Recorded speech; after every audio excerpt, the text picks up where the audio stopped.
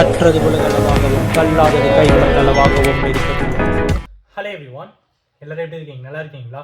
இந்த வீடியோ உங்கள்கிட்ட பேசுகிற டாபிக் என்ன அப்படின்னு பார்த்தீங்கன்னா, ஹார்ட் ரியாலிட்டி பட் ட்ரூத் அப்படிங்கிற மாதிரி ஒரு பர்டிகுலர் விஷயத்தை பற்றி தான் இந்த வீடியோவில் உங்ககிட்ட நான் பேசணும் அப்படின்னு நினச்சேன். 2 லைன் தான். நான் அந்த டோட்டல் ஸ்டோரியோடைய கண்டென்ட் என்ன ஒர்க் என்ன அப்படின்னு பார்த்தீங்கன்னா ஜஸ்ட் 2 லைன் தான். அந்த 2 லைனில் ஒரு மனுஷனோட மொத்த லைஃபுமே அது வந்து அடக்கி இருந்தது. அந்த மாதிரி ஒரு லைன் தான் 2 லைன் நான் படித்தேன். அது ரொம்ப சாரிங்க, அது ரொம்பவே வந்து மனசுக்கு கஷ்டமாக வலியாகவும் இருந்தது. அதை பற்றின விஷயங்களை நான் உங்கள்கிட்ட ஷேர் பண்ணணும் அப்படிங்கிறதுக்காக இந்த வீடியோ நான் வந்து மேக் பண்ணுறேன். ஒரு நபர் ஓகேங்களா, வயதான ஒரு நபர், முதியவர் ஓகேங்களா, அவருடைய நெட்வொர்த் எவ்வளோ அப்படின்னு கேட்டிங்கன்னா 80 crores ஓகேங்களா. அவருக்கு வந்து ஒரு பொண்ணு ஒரு பையன். ஸோ ஒரு பொண்ணு ஒரு பையன் இருக்காங்க. அவரோட நெட்வொர்த் வந்து 80 crores. யோசிச்சு பாருங்கள், நம்ம வாழ்நாளில் நான் பர்சனலாக எனக்கு ஓகேங்களா, நம்மன்னு அவங்களை சேர்த்துக்க முடியாது. என் வாழ்நாளில் 80 crores நான் பார்ப்பேனா அப்படிங்கிறதே ஒரு மிகப்பெரிய டவுட் தான். அன்லஸ் அண்ட் அன்டில் நம்மக்கிட்ட இருக்கிற நெட்வொர்க் வந்து பயங்கர அப்ரிசியேஷன் ஒரு பக்கம், இன்னொரு பக்கம் நம்ம பயங்கர ஹார்ட் ஒர்க்ஸ் போட்டு அப்படி இப்படி ஏதாவது பண்ணி ஒரு 70 வயசு 80 வயசுல 80 crores டச் பண்ணுவோமா அப்படிங்கிறதே ஒரு டவுட்ஃபுல் தான். பட் இன்னைக்கு ஸ்டேஜில் அவரோட நெட்வொர்க் வந்து 80 crores இருக்குது. ஆனால் அவர் எங்கே இருந்தார் அப்படின்னு பார்த்தீங்கன்னா முதியோர் இல்லம். முதியோர் இல்லம் இருந்த அவர் அடுத்து என்ன ஆகுது அப்படின்னு பார்த்தா ரொம்ப ரொம்ப ட்ராஜடி. அன்எக்ஸ்பெக்டட்லி முதியோர் இல்லம்ல அவர் தவறி போகிறார். அவர் தவறி போன அப்புறம் அவங்க பையனோ அவங்க பொண்ணோ யாருமே வந்து அவரை பார்க்க கூட வரல. பாருங்க எப்படி 80 கோடி நெட்வொர்க் 80 கோடி நெட்வொர்க் இருந்த ஒரு நபருடைய மரணம் யாருமே இல்லாமல் ஒரு முதியோர் இல்லம்ல கேட்பாரற்று அவரோட உடல் வந்து இருந்திருக்கு. அண்ட் அங்கே இருந்த எல்லாருமே அவங்களுடைய ஃபண்டு கொஞ்சம் போட்டு வெளியே கொஞ்சம் பணம்லாம் கலெக்ட் பண்ணி அவருடைய இறுதி சடங்கை வந்து பண்ணியிருக்காங்க. இதை கேட்கும்போது எனக்கு ரொம்பவே வந்து மனசு கஷ்டமாக வலியாக இருந்தது. 80 கோடி நெட்வொர்க் இருந்த ஒரு நபருடைய ஒரு மரணம் அப்படிங்கிறது இந்த அளவுக்கு இறங்கி போயிருக்கோ அப்படின்ட்டு பார்க்கும்போது லைஃப் எந்த அளவுக்கு ட்விஸ்ட் ஓவராக இருக்குது அப்படின்றத பார்க்கும்போது யோசித்தாலே வந்து புரியல.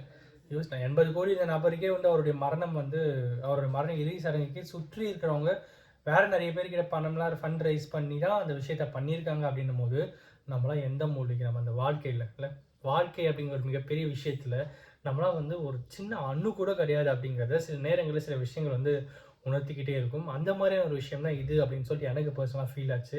நம்ம என்னதான் படித்தாலும் சரி, என்னதான் சம்பாதிச்சாலும் சரி, என்னதான் சொத்து பார்த்துன்னு சேர்த்து வச்சாலும் சரி, என்னதான் மனுஷங்களை சேர்த்து வச்சாலும் சரி, கடைசியில் நம்ம இறக்கும்போது நம்ம மட்டும்தான் மேலே போக போகிறோம். அப்படி மேலே போகும்போது நம்மளை சுற்றி ஒரு 4 நல்ல மனுஷங்க இருந்து அழுதா போதும், அதுவே நமக்கு திருப்தியாக தான் இருக்கும் அப்படிங்கிற ஒரு விஷயத்தை தான் இன்னைக்கு வீடியோ உங்கள்கிட்ட பேசணும் அப்படின்னு நினச்சேன். எவ்வளோதான் சொத்து பின்னாடி ஒரு பணம் பின்னாடி ஓடுன்னு ஓடினாலும் கடைசியாக முடிவு அப்படிங்கிறது இந்த மாதிரி ஒரு முடிவு யாருக்கும் வரவே கூடாது அப்படிங்கிறது தான் வந்து இந்த வீடியோ மூலிமா நான் உங்கள்கிட்ட பேசணும் அப்படின்னு நினச்சேன். இதெல்லாம் பார்க்கும்போது நான் ஒரு பர்சனலாக ஒரு ஸ்டோரி ஒன்று எழுதினேன். நான் வந்து விஐடி காலேஜில் ஒரு காம்படிஷனில் ஒரு ஸ்டோரி எழுதினேன். அதை நான் வின் பண்ணேன். ஓகேங்களா, என்ன ஸ்டோரி அப்படின்னு பார்த்தீங்கன்னா நான் நிறைய டைம் ஷேர் பண்ணியிருக்கேன்.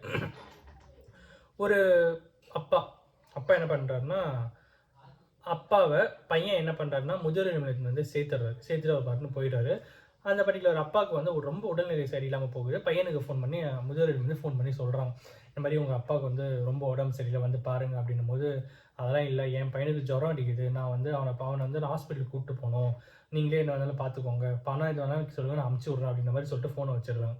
திருப்பியும் கொஞ்ச நேரம் பொறுத்து ஃபோன் பண்ணுறாங்க. இப்போ என்னங்க சொன்னாங்க, என்ன எது திரும்பியும் சும்மா ஃபோன் பண்ணிகிட்டே இருக்கீங்க அப்படிங்கும்போது, அப்பா தவறிட்டார் தம்பி அப்படின்னு கேட்டதும் அவரால் வந்து சரி ஓகே நான் வரேன் அப்படின்னு சொல்லிட்டு வந்துடுறாரு. சரி நான் என்ன அப்பயும் வந்து எவ்வளோ செலவுன்னு சொல்லுங்கள், பார்த்துக்கலாம் பண்ணிக்கலாம், நான் சொல்லி கொடுத்துட்றேன், நீங்கள் பண்ணிவிடுங்க அப்படின்ற மாதிரி தான் பேசியிருக்காரு.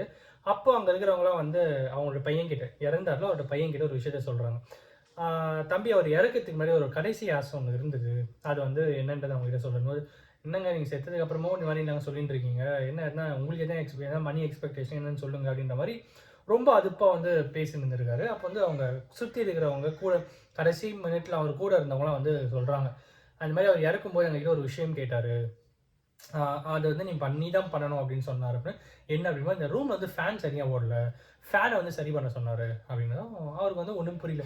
ஏன்னா இது அப்பா அடுத்தடுத்து அவர் வாழ்ந்துருந்தா தான் ஃபேன் சரி பண்ணார், சரி அவர் இறந்துட்டார் எதுக்கு ஃபேனை சொல்லாத போது இந்த கேள்வி நாங்களும் கேட்டேன் தம்பி அப்பா கிட்ட. அவர் சொன்ன பதில் தான் எங்களுக்கு ரொம்ப ஷாக்கிங்காக இருந்தது. அப்படி என்ன அப்படிங்கும்போது இன்னைக்கு என் பையன் என்னை வந்து இங்கே சேர்த்துட்டான், நான் ஃபேன் இல்லாமல் இங்கே கஷ்டப்பட்டுட்டு இருக்கேன். இதே விஷயத்த நாளைக்கு அவனோட பையன், அதாவது என் பேரன், அதாவது எனக்கு இறந்தவருடைய பேரன், அவர் பையனை, அவனோட பையன் என் பையனை இங்கே சேர்க்கும்போது அவன் கஷ்டப்படக்கூடாது ஃபேன் இல்லாமல். அதனால் அவன்கிட்ட காசு இருக்கும்போதே அவன் ஃபேன் ஒன்று மாட்டி விட்டுற சொல்லுங்கள் அப்படின்னு சொல்லி சொன்ன ஒரு விஷயம். எதுக்காக இதை நான் சொல்கிறேன் அப்படின்னு பார்த்தா, இன்னைக்கு நம்ம அப்பா அம்மாவுக்கு என்னத்தை பண்ணுறோமோ அதே தான் நாளைக்கு நம்ம பசங்க நமக்கு பண்ணுவாங்க அப்படிங்கிறத ஒருவரும் நினச்சி பார்க்கும்போது தான் இந்த வாழ்க்கையிலுடைய ஆழம் என்ன அப்படிங்கிறது புரியும், இந்த வாழ்க்கையுடைய அர்த்தம் என்ன அப்படிங்கிறத புரியும் அப்படிங்கிறத சொல்லி இந்த வீடியோ முடிக்கணும் அப்படின்னு நினைக்கிறேன். இந்த வீடியோ யாராவது ஒருத்தருக்கு நாலேஜ் சரியாக இருக்குன்னு சொல்லி நான் நம்புகிறேன். Thank you so much.